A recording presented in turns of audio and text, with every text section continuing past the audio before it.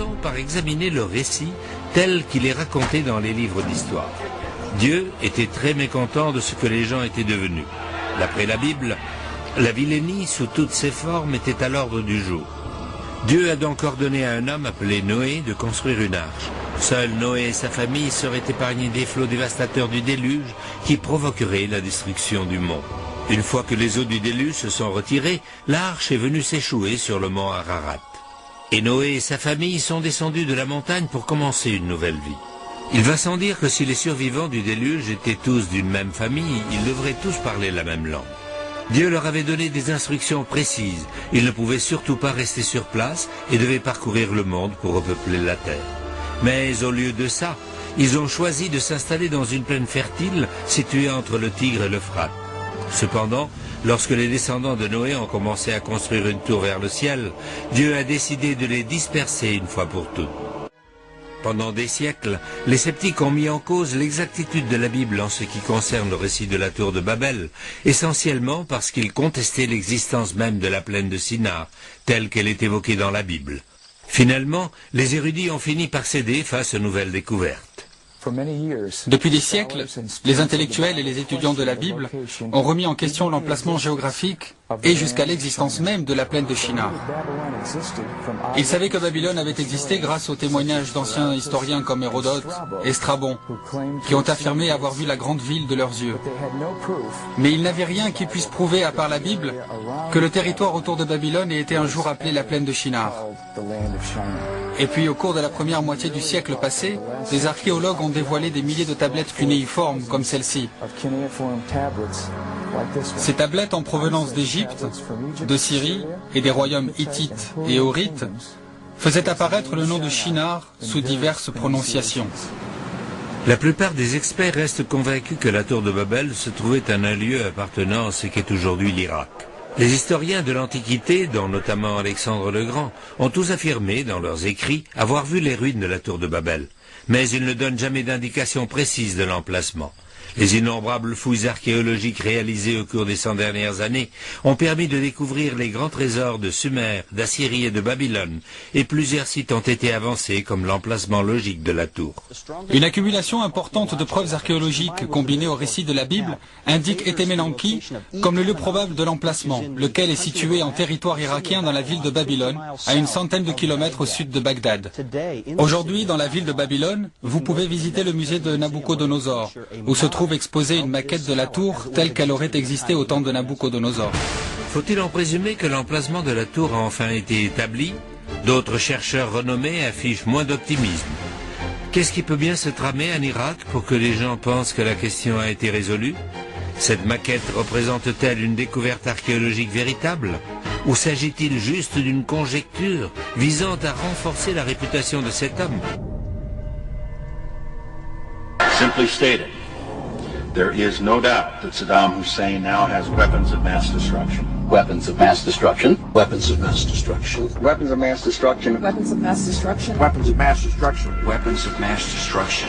We agree that the Iraqi dictator must not be permitted to threaten America and the world with horrible poisons, diseases, gases, and atomic weapons.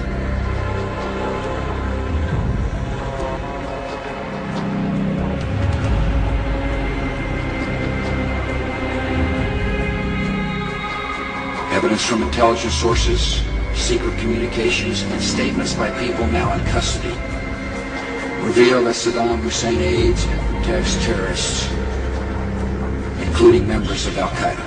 I want to put into the record, Mr. Chairman, a page from this document put out by the Bush administration, the Network of Terrorism. It was put out a month after 9/11.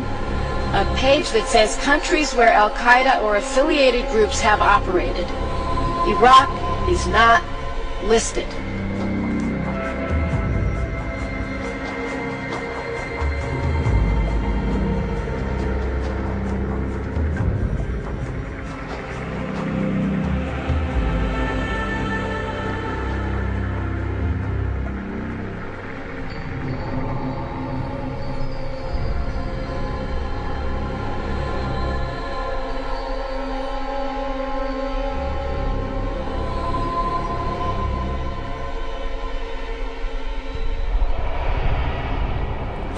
les écrits sumériens, les temples tours de Mésopotamie servaient à communiquer avec les anciens astronautes, ou les dieux.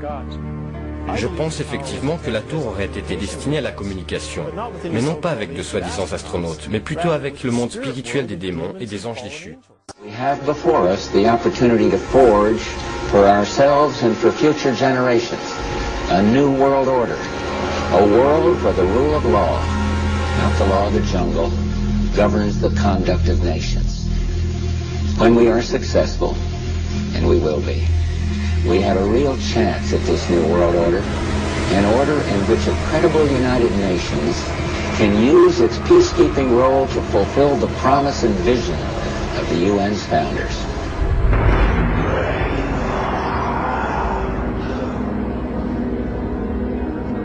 We can exclusively reveal that George Bush Sr.'s occult name is Magog, which is the name of the evil army commanded by Satan to visit Earth and destroy the kingdom of Christ.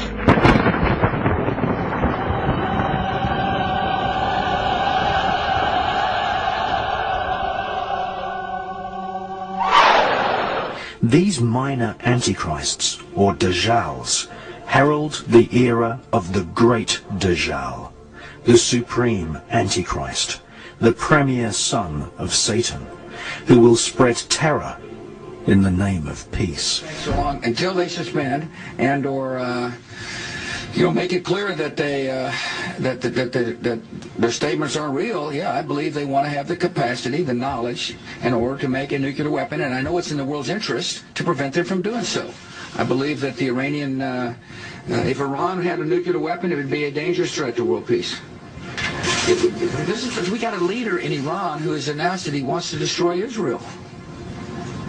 So I've told people that if you're interested in avoiding World War III, it seems like you ought to be interested in preventing them from having the knowledge necessary to make a nuclear weapon.